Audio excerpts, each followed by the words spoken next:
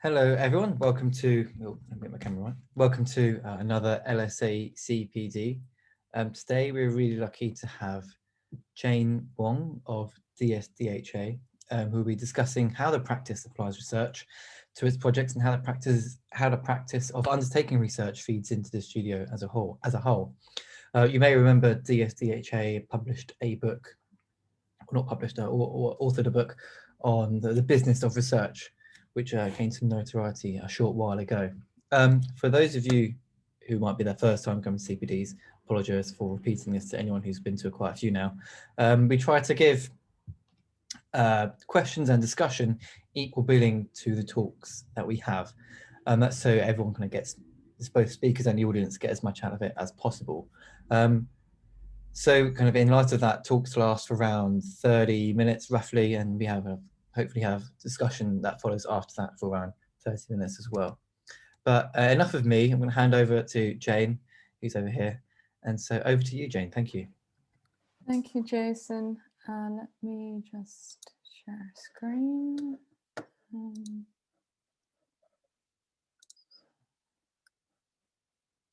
Do you see this at full screen? Yep, all good. Thank you. Great. Well, thank you, Jason, for the introduction.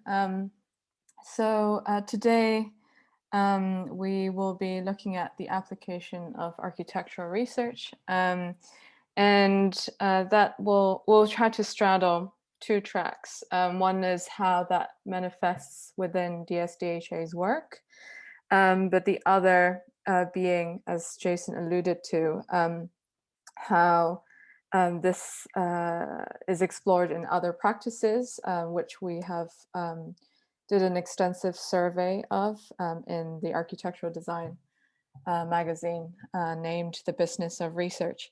And that kind of, that piece of work will form the backbone to the later part of the presentation. But without further ado, just to highlight the different themes that we will be touching on today. When we say research in architecture, it often occupies a gray area between practice and academia, universities, and places where we studied and where we teach now. And the sort of contingent actors that are associated with this work, with students that come straight after universities, but those who are embedded in studios such as those from the LSA, other practitioners, general members of the public, and clients. And it's been increasingly important for us to communicate the value of research to clients to enable to see beyond the immediate project scope and the red line boundaries. The other thing for us as a studio is how research allows us to redefine or reframe our work to sort of understand why we do what we do. And that ties back to a notion that, you know, in school, research and experimentation is second nature to us. But once we enter practice, the sort of vocabulary in RIBA stages are inadequate to describe what we actually do. Just setting the scene, you know, we all run in the same shoes, share the same running app these days, listen to the same music. We all watch The Crown on Netflix. And when we go on holiday, we rent the same living rooms. And COVID has accelerated that, sort of this, you know, relentless flatness of the sort of daily experience, and this CPD session, no less. And that has spatial implications. So looking at this map of Airbnb hosts in Berlin, one can see that it is monopolized by a few operators within the city. And spatially speaking, the streets of Berlin almost seem like hotel corridors for janitors that service the rooms. And maybe closer to us now, since none of us can actually go on holiday, when we order, takeaway on Deliveroo, some of the meals come from dark kitchens that are set up in sort of the edgelands of our urban centers, sometimes even in the middle, in King's Cross. And all of these also have implications on the people who are within these networks. And when jobs become gigs, this kind of precarity that we observe everywhere is something that we have to come to terms with. And of course, at the back of everybody's heads, there's also the climate emergency and sort of this feeling of paralysis and maybe a sense of disenfranchisement of how, as architects operating within this sort of petroleum field behavior, how can we actually enact any change? And whilst some of the effects are really immediate, within anticipated within the next decade, be it flooding or gutters overfilling or temperature increase. And for us at the studio, we have sort of taken all these new conditions and new behaviors and tried to address some of these issues with new models or new methodologies, and sort of acknowledging that our profession has always changed in face of new pressures from society and industry, and how currently, with the rise of artificial intelligence and the proliferation of apps, how important it is for us to articulate what we do. And this is something that we have coined as spatial intelligence, and it sort of describes a set of skills that we have as architects that is, beyond designing buildings, which is to sort of understand and shape space creatively and flexibly. And in the studio, we have a series of extracurricular work that constitutes the research body that drives sort of our experimentations and understanding of these new emerging issues. And that starts with a PhD by Deborah Sant, our founding director, on why architecture must never stand still, sort of looking at the convergences and influences between teaching and the practice itself. We have been awarded the Built Environment Fellowship twice by the Royal Commission of 1851. And this sort of fellowship gives us the funding and the space to actually do research work outside design projects, leading to one investigation on Albertopolis, the South Kensington Cultural Quarter, which has led us to a very close working relationship with the Royal Albert Hall, which I'm leading on at the moment. And also zooming out and looking at London as a whole and understanding the new modalities of urban mobility and the emerging trends that are associated with that. A lot of us also engage in teaching, and some of my colleagues on the call here are engaged in design studios at the LSA, which has recently concluded. At CSM, myself, I was teaching with Deborah at her design studio at Yale, looking at the sort of dispersed learning networks that exist in different urban contexts.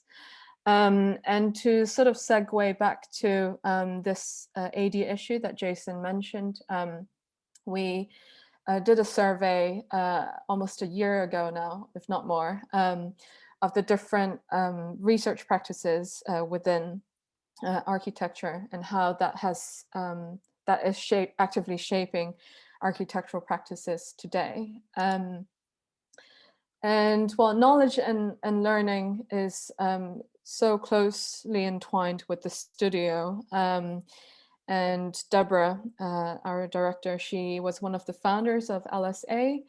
And from the very beginning, students have been embedded within the studio environment at different times of the year. And we also while fundamentally, I guess, share the LSA ethos that the city is our campus.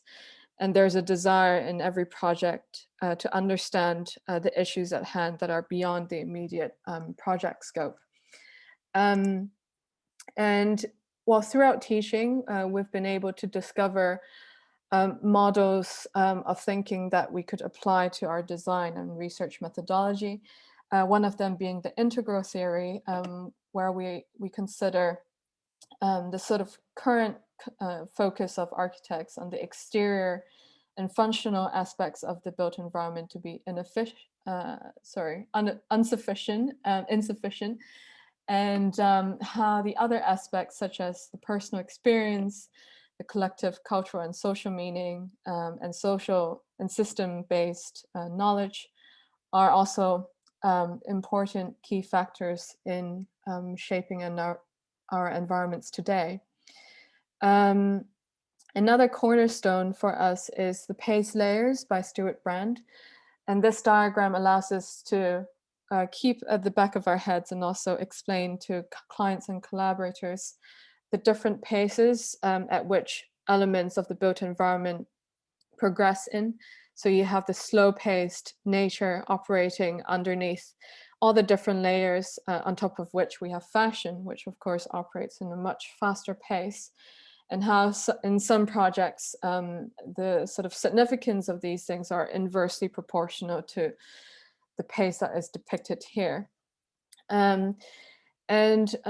These sort of diagrams and frameworks allow us to articulate why we do the research that we do, or why we design the way we do.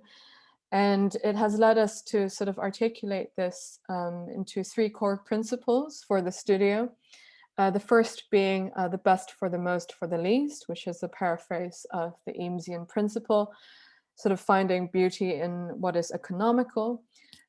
Second being space over time, so always understanding how user occupation influences the use of space and how spaces can change over a much vaster time span that architects are normally associated with. And lastly, and perhaps most significantly, the city as our client. So for every single project, despite a contractual relationship with the client, that we have the best interests of the city in mind, and that we look further afield than our immediate site boundary.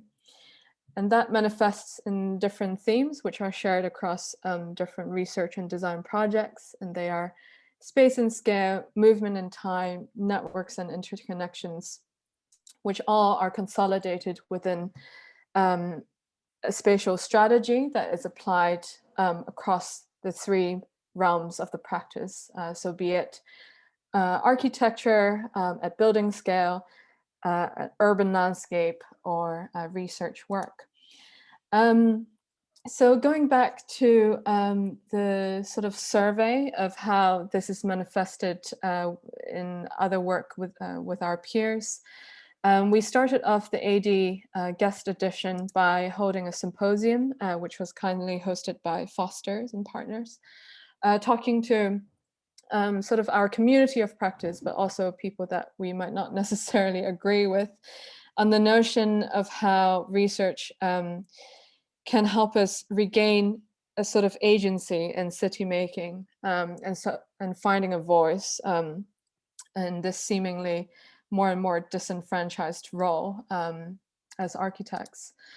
We kickstarted the issue with the LSA Design Think Tank, which is something initiated by Deborah, and it is this formalization of a relationship between the practitioner and the student, where students work part-time in different studio environments and are paid for their work, and committing to a sort of mutual knowledge exchange in the form of developing studio research work, which they constantly challenge as well. And this sort of work is extremely valuable, and something that we've experienced firsthand leading a design think tank, a few years ago on cultural infrastructure, which has led us to win a bid for the National Youth Theatre refurbishment pictured here, where we demonstrated an understanding of a cultural institution beyond its immediate building and connecting it to a local and city network, and sort of understanding the potentials of those relationships. And going to the front line of planning, we have asked Public Practice to write a piece for us. And for those of you who are not familiar with, they are a social enterprise that aims to enable existing planners, but also to inject new practitioners back into the planning system.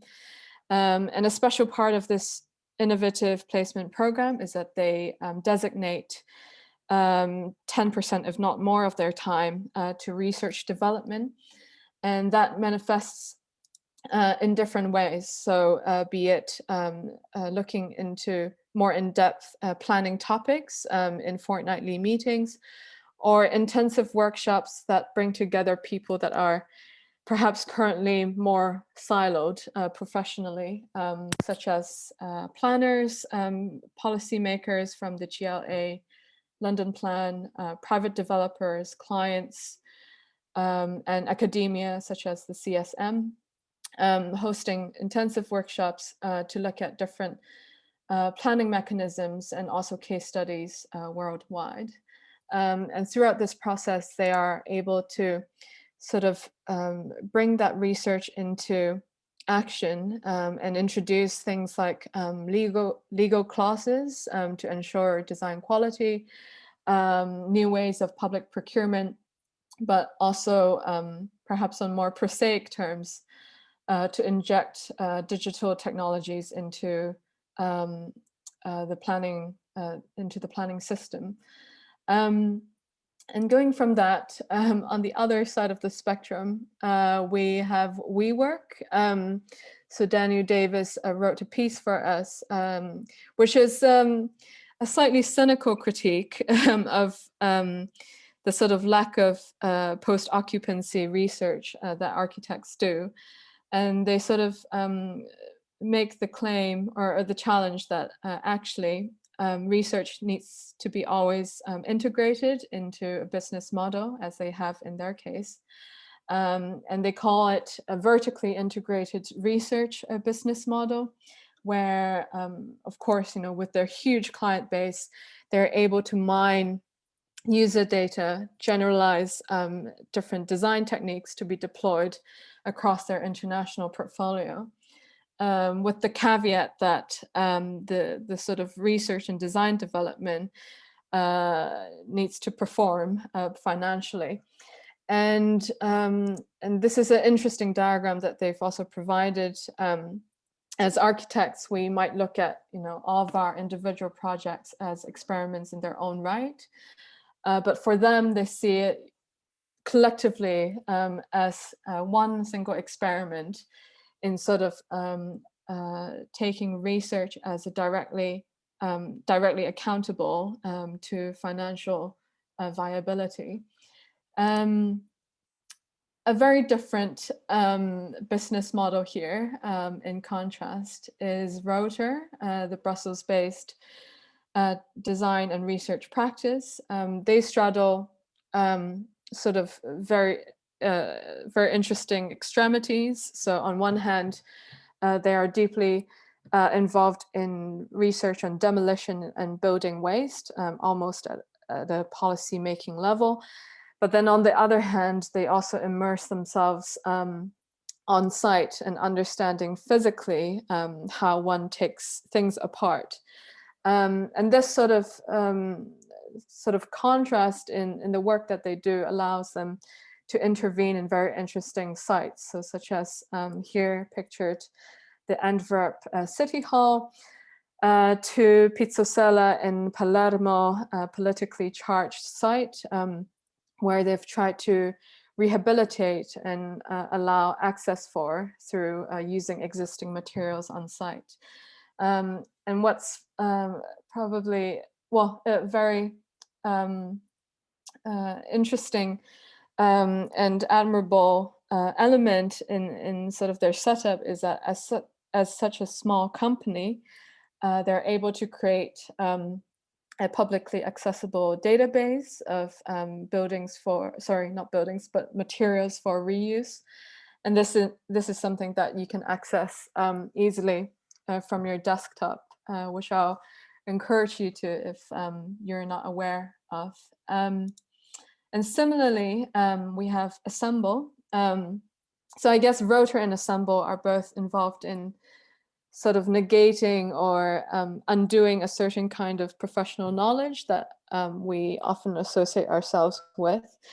And with the sort of deeply engaged materials research that they've conducted over the years in self-constructed projects, a critical point for them is the commission of the Goatsmiths Art Center, where the sort of more conventional client relationship and the budget has forced them to adapt their material research to the constraints of the project.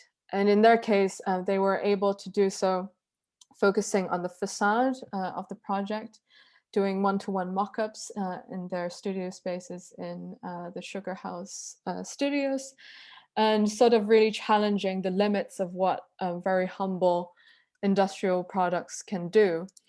And the context of this is perhaps really interesting for our later discussion, which is that in their studios, they also host other creative tenants. And sort of this open studio setup, no doubt, has encouraged all sorts of experimentation that, another setup would otherwise prohibit. And maybe that's something that we all reflect on in remote working, how that affects, what we can do in our households outside of our studios. Taking the same facade theme, we have on the other hand Foster's, perhaps taking this sort of experimentation and prototyping to the highest level of sophistication for the Bloomberg headquarters.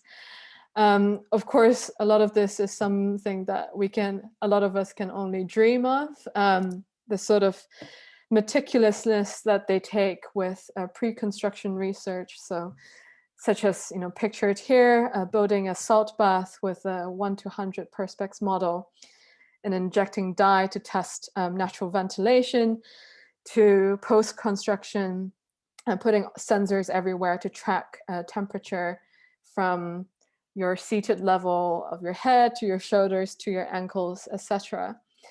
But sort of on this note of a cyclical nature of design, so looking at both post-occupancy and pre-construction, I'll try to bring our plane back to the ground with the Smithson Plaza, which we worked on a few years ago now, I guess 2 years ago now. It was towards at the end of this AD issue that we realized we were really able to crystallize a lot of our research methods in this commission for the renovation of the previously known Economist Plaza. And I guess particularly challenging is doing so at such a charged and well-known site. And we began the process by looking at how it was represented in different media. So from film, from Antonioni's Blow Up, to the seminal photographs taken post-construction, and looking also at the Smithson's own writing and understanding of their own work and how they conceived the sort of urban ensemble as an open-ended set of buildings that have both permanent and temporary features that can be changed over time. And with this in mind, we sort of did a forensic analysis of all the renovations and changes that had taken place over the years, from the additions that the Smithsons made themselves for the adaptation to the multi-tenancy from the single tenancy, to the later work undertaken by SOM, and looking at things like the tint of glass windows and how they affect visual permeability. We also studied at how movement occurred within the plaza, the public area, and sort of charting the effects of each intervention over time, over the openness and the interconnectivity that was provided on site.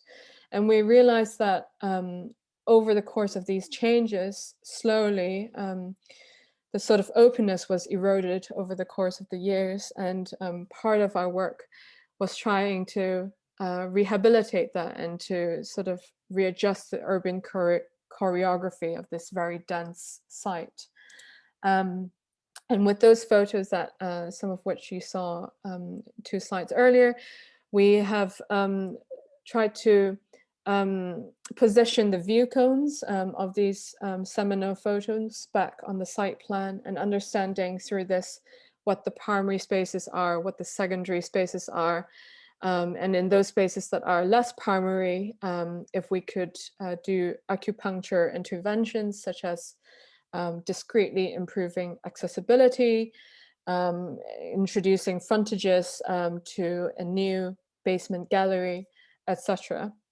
And all of this is on top of the more straightforward commission, which was the refurbishment of these, the 3 building blocks, from retrofitting it to Class A office workspace, to the refurbishment of residential levels, and the introduction of new lobbies. And it became clear to us and the client that it was through this research process that we were really able to expand beyond the immediate scope, and to achieve much more for the urban landscape and the immediate townscape, than focusing on the sort of limits of the brief, and sort of how this is really able to benefit a much greater amount of people who might not necessarily inhabit the site day to day, or are just transient users of the site.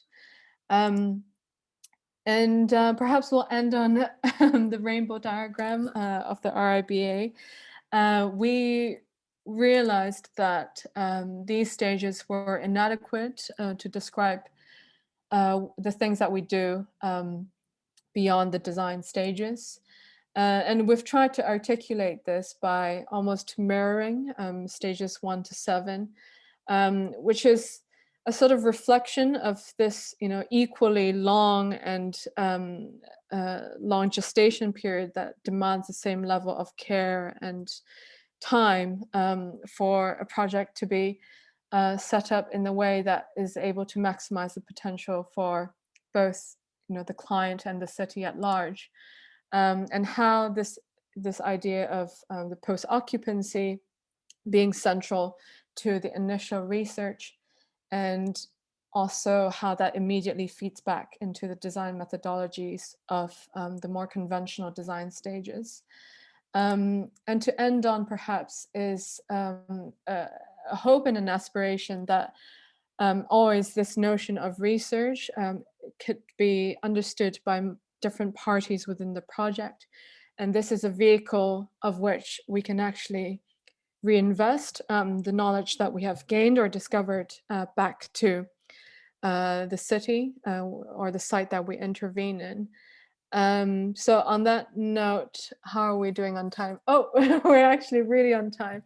I'll stop sharing, and maybe we can open the floor. We can. Thank you so much for that, Jane. That's very incredibly fascinating.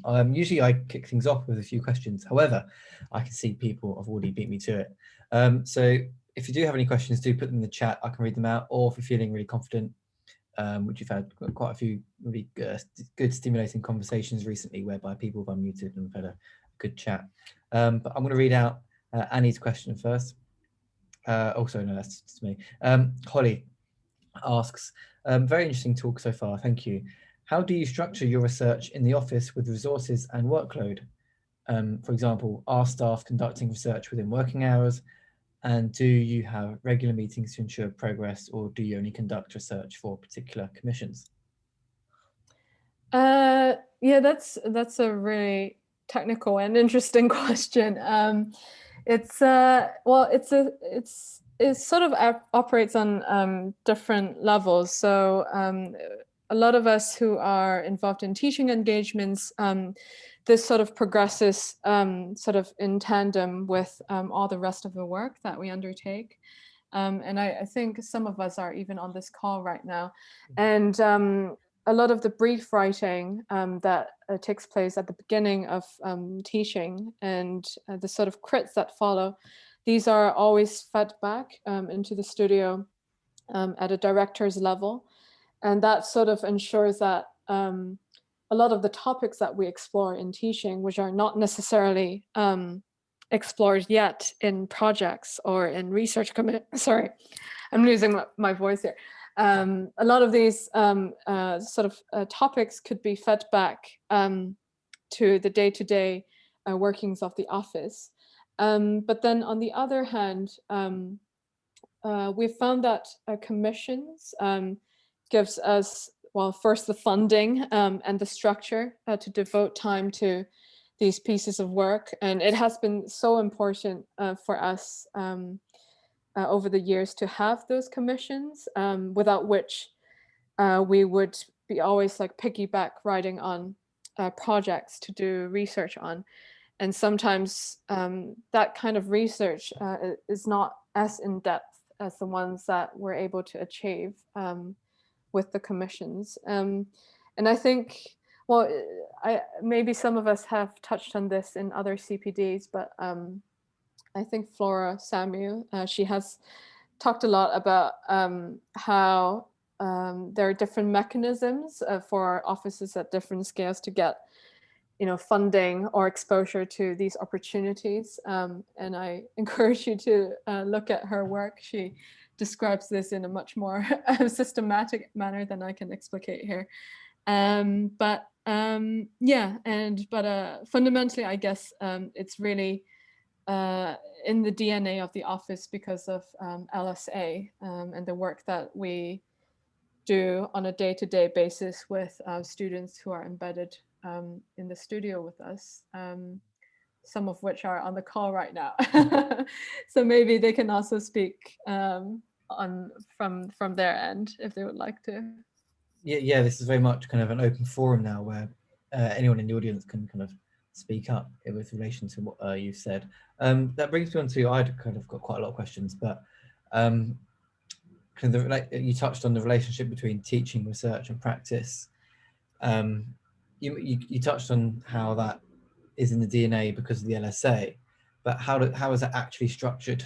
Or is there a structure, or does it just happen? Is it something that's just kind of innate? I'd say. Is it formalized in a certain way? It's not formalized, but there's an effort to formalize it. I guess, well, organically, it usually takes place at the very beginning of the sort of bidding stage. So I guess like when we bid for projects, we already usually kickstart a very intensive quick fire research process. And if that bid is won or the client takes it forward, usually there's an understanding between us and the client that this research is valuable and it sort of helps us to understand the brief better, if not add to the existing brief. And so at that level, I think the research has most agency, like sort of at the beginning of each project. But then for other projects that, where there's a more limited budget or there's a new client that we don't have such a relationship with, oftentimes it happens within the sort of site analysis that a lot of us do. But for us, I guess we try to expand that to have a broader set of analysis that the clients might not expect. And sometimes that opens conversations that would not otherwise happen. But to come back to your question, no, we don't have a formalized process for this, and it's very much still a project-based process, I guess. Sure. I mean, you mentioned as well kind of crystallizing your research methods, kind of particularly with regards to, I think, one of the later slides. Could you kind of elaborate on what you learned during that process? What's been working for you, what hasn't, etc.? So the last slides with the Smithsons, I guess those the techniques that we showed, we were sort of doing them for different projects, but not in a very systematic way. So it was sort of, while looking back whilst editing the AD issue, that we realized that a lot of these techniques could be applied altogether to different sites and different organizations and clients. And this is something that we had to adapt to for the different kinds of work that we do. So in the Smithsons, it was a listed building with a public space sort of at the center. But also for other projects, such as public realm projects, or projects that have a less public-facing interface, we had to adapt some of those techniques just because that it's less, there are less information available to us, or there are less people that we can actually interview on site. And maybe that's something that other people in the audience would also have reflections on. But what we've discovered through doing a lot of these public realm projects is that post-occupancy is much easier to achieve, because you can literally, go on site and access existing spaces, whereas like for buildings, it's much more difficult. So sort of that realm of work, I would say is much easily developed than those for building projects. But maybe some of us here would actually have more expertise in post-occupancy in buildings that, we find very challenging. I think that's a polite call for that person to potentially speak up, if maybe. No worries. I think research is also very much a collaborative endeavor, right? So, I mean, in terms of not just post-occupancy, but before projects, you often work with other stakeholders to conduct that research, or at least for that research to take place. As a practice, do you think there's anything that is not per se unique, but has made you successful in that endeavor in terms of your approach into conducting that with other people, other stakeholders? I think something that maybe it occurred to us more pointedly this year is that given all the movements around the climate emergency and Black Lives Matter, there is a realization that sometimes we're not the best people to conduct a certain kind of research, or that it's more important to enable, another person or another group of people to do that research. And that's something that we try to, I guess, it's a common thread in our work that we try to create a platform for other people, or to provide people the skills to do that research that we feel would be better developed elsewhere. And that sort of manifests both in teaching, and I think we reflect a lot on that in the design think tanks, but also in projects. And like oftentimes when we see that there is, you know, a blind spot that we're not able to cater to, we bring people on. And that's, I guess, increasingly common for other practices. That's sort of this, you know, awareness that it's the entire team that makes the project and not Yeah, just a singular lead architect. Just to make everyone else aware, one of the design think tank which DSDHA led was called Spatial Justice, and you can read about that design think tank in the upcoming issue of Citizen, and that was a really good example of kind of empowering peoples or other communities and groups of people to giving a voice and giving them spatial agency, which they wouldn't usually have or hadn't had in historically speaking. I did have another question in my head there, but it's just related to that, but that's gone. But I'll move on. In light of that, what are there any specific tools you've been using to undertake some of the research that you've mentioned during this talk? Yeah, I guess unfortunately I don't have it on my slides here, but I guess something that we tried to we went through an exercise of summarizing all the different tools and methodologies that we use, and we have this sort of funny diagram where we charted the list of tools that we used 10 years ago and the list of tools that we use now. And of course, a lot of it is to do with data-based and things that are available on the internet. But I guess a lot of this, some of us in the audience might be able to explicate this better than myself, but part of it has to do with GIS. So a lot of the mapping that we do, we have tried to not automate it, but seek ways that are more efficient. And this is something that I think a lot of students now are familiar with. So instead of, painfully mapping out everything manually, there is also, I guess, something that is in development on our side.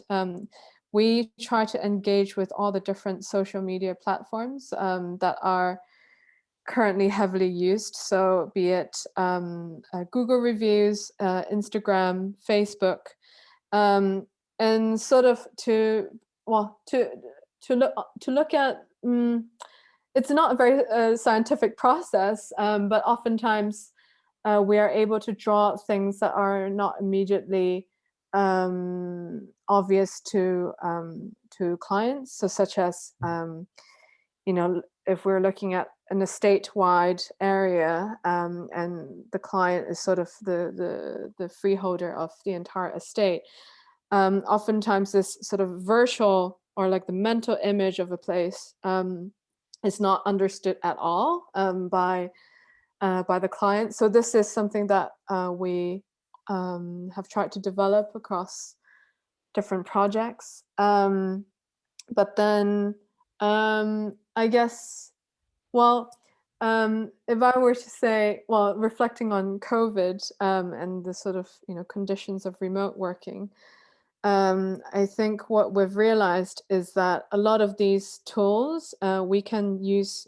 from the desktop, which is fine, but the actual behavior on the streets or like the actual user behavior in those spaces, we have no way to track them given the current conditions.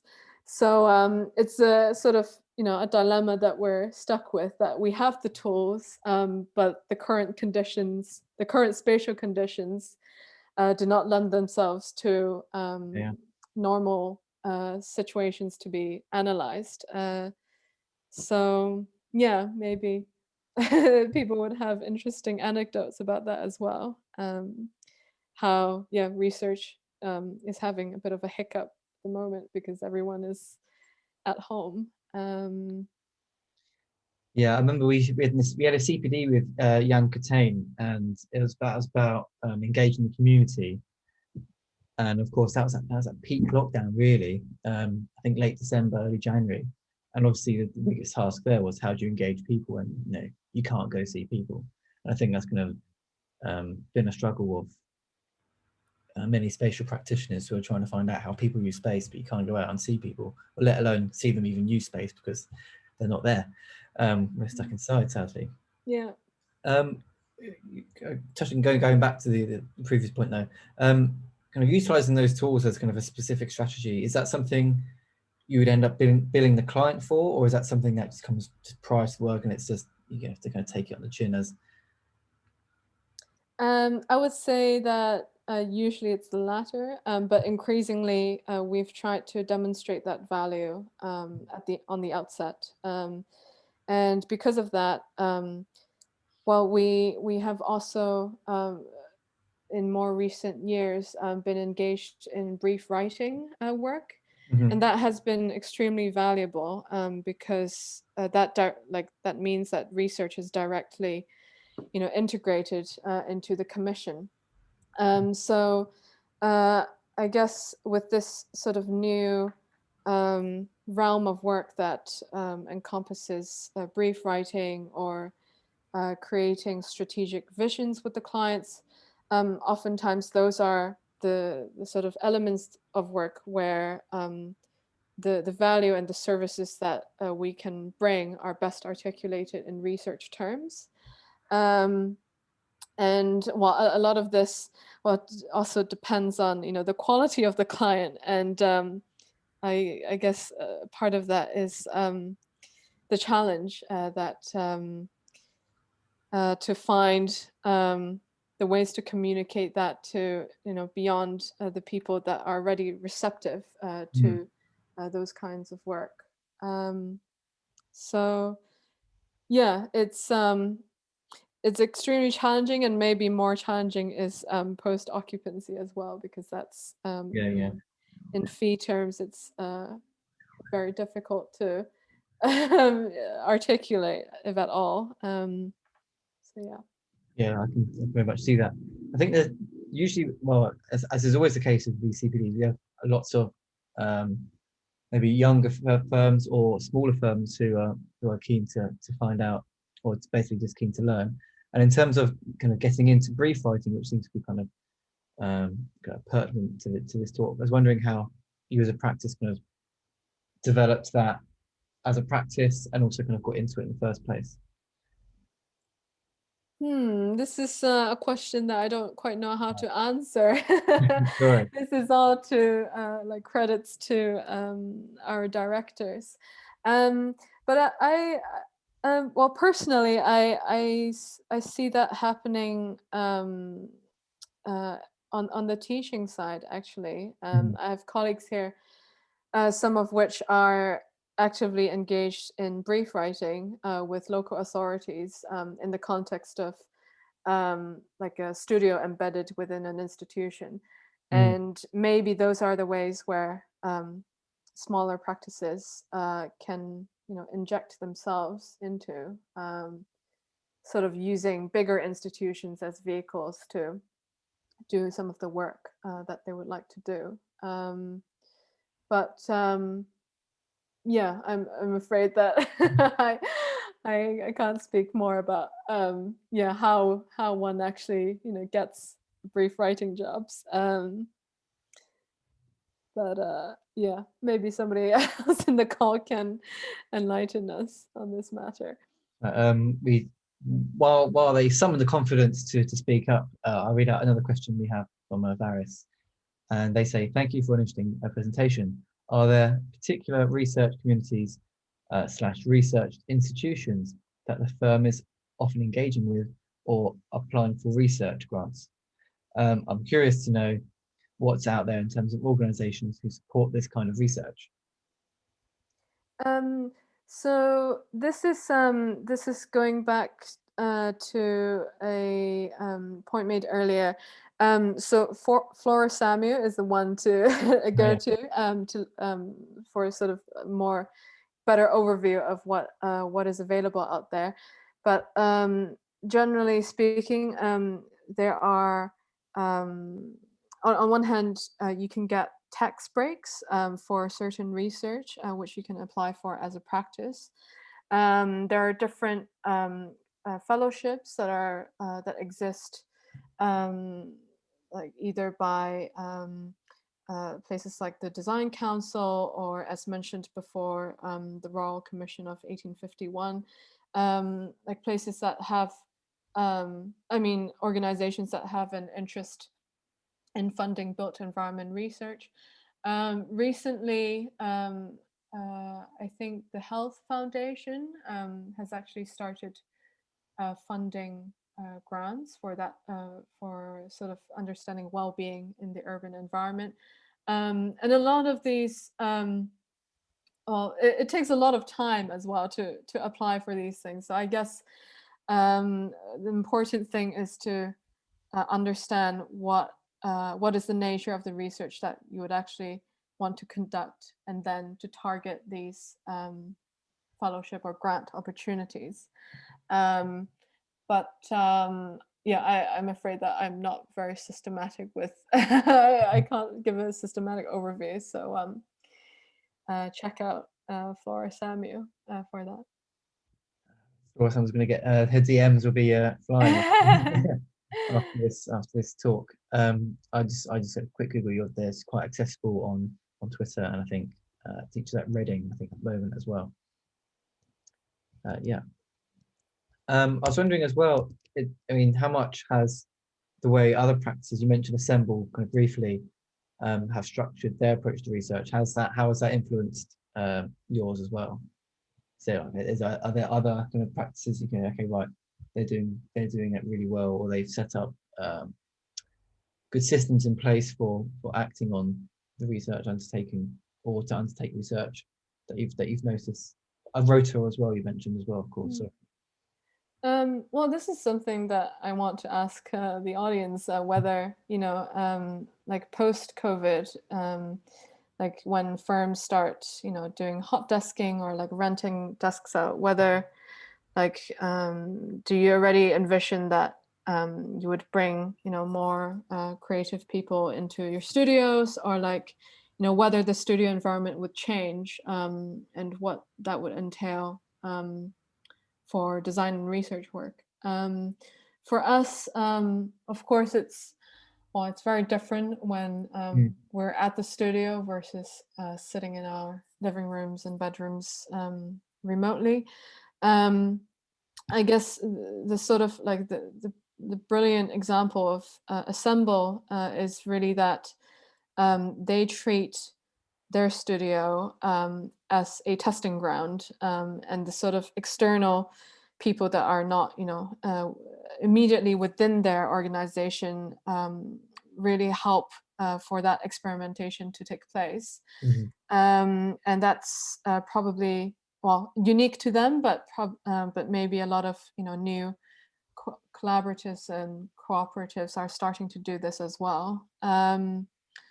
So yeah, if anyone wants to share their set of things, would be great to See, know. Luke Cameron has put his camera on. I think that might be he wants to speak. So, Luke, you can unmute yourself if you'd like. Hey, Jane. Hi, Luke. Yeah, I don't know if I don't, off the top of my head, I can't really think of that, but I guess one thing I was thinking about was just in the industry, like wide, whether or not the case of research, is it a case of like firms, because a lot of practices already sort of do this sort of research as part of their design process, that's sort of like not build in a way, and whether it's a case of that this sort of stuff, it's just a case of, sort of packaging it and the marketing of it to clients to be able to get some fees, and or if it's a case of practices being more rigorous in their methodology and trying to create more more rigorous methodologies to be able to apply these to then show the benefits. I don't know if you have any thoughts on that. That's such a good question. I mean, that's what I think a lot of us ask ourselves every day, like whether, how much of it is PR, how much of it is work, and how much of it needs to be communicated to clients.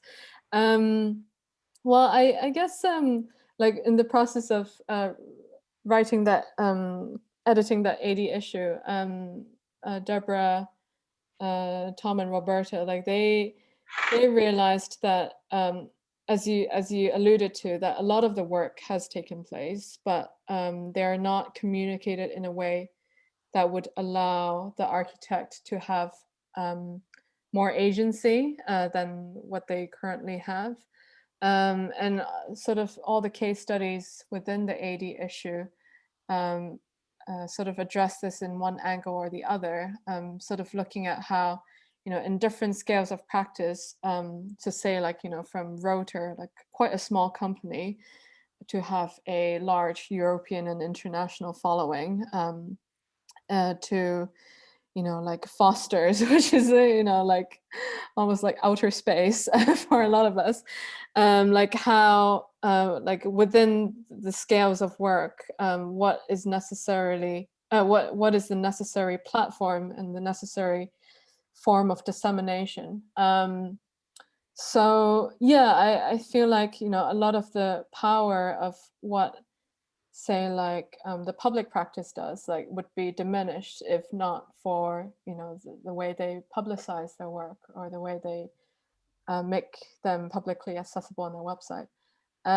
So yeah, and I guess that's every, like, what everyone struggles with, like, given that it's not something directly paid for, like, how do you find time and energy to make those things accessible in a digestible way?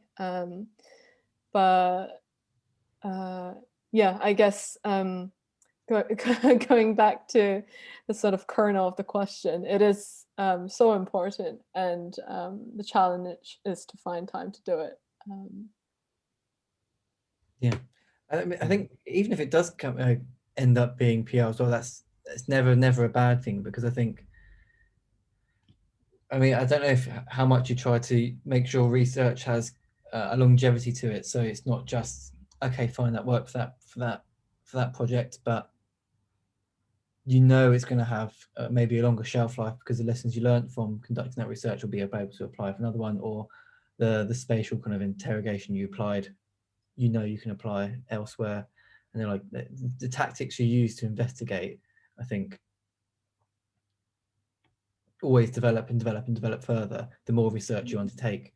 And I think that's I think as well, arguably I'm going a bit of a ramble here, but probably crucial to the architect's development as much as just being, rather than just designing, I think, as well. I don't know if it's alludes to, again, an earlier question, I think by Holly, as if, how do you ever kind of touch base and to look at and kind of reflect on the research methodologies you had, and kind of what do those conversations look like in your studio? Well, currently we're doing that very intensely. And that's because, well, part of it is, well, actually going back to the point that you were making earlier, in sort of formalizing the research work, it's a process of framing the work that one does. And by doing so, I guess, well, only by doing so that you understand why you do what you do. Like, what are the ethical principles that drives your work? And like using research, or like, formalizing research in this way, it helps, it helps a practice to understand where they stand. And well, that's something that we've been doing in the background over the course of the year, trying to sort of articulate both like outward facing and inward facing principles that we work with on a day-to-day basis. So yeah, I guess that's, the side effect of research, that you understand yourself and your practice better. I certainly agree. And do you think are there any kind of explicit examples of that? Most likely, I guess, with the recent design think tank you've been working on. Luke, that's to you as well. Yeah, I wonder if any of us are actually on the call. I guess not, but oh no, I actually see Shay, but maybe she's busy having lunch. Oh, Shay, do you want to jump in? Oh no, I shouldn't. Sorry, I'm just working through lunch and listening to you in the background. So yes, sorry, can you just repeat that question again? And I can actually put my brain into gear. I think Jason was trying to ask whether the LSA design think tank on spatial justice has fed back into our work at the studio. Oh, definitely. Yeah.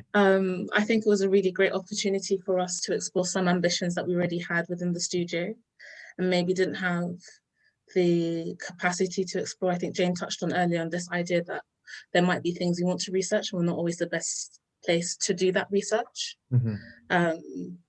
And the students really leaned into the opportunity to do that research and to be able to feed that back into what we're doing in the studio, meeting some of the people we work in and work with and understanding how that has a real life application. And so there was an output from that, which was assessing like how successful consultations are beyond the kind of, oh, this many people turned out to this consultation event and they seemed really jolly and we gave away flowers or whatever you do at a consultation. But looking at like citizen participation and Sherry Arnstein's ladder of participation and looking at those things as metrics for true engagement that actually empowers people. And so that's something we're looking to apply to our work and we've been able to use to inform a recent competition. So yeah, so it is kind of feeding back into what we're doing in the studio. That's fascinating. I think, thank you, Shay, by the way, for dropping out of your lunch. But it seems like kind of having any kind of role within teaching is kind of pivotal to having a successful kind of research arm or to be a research-based practice.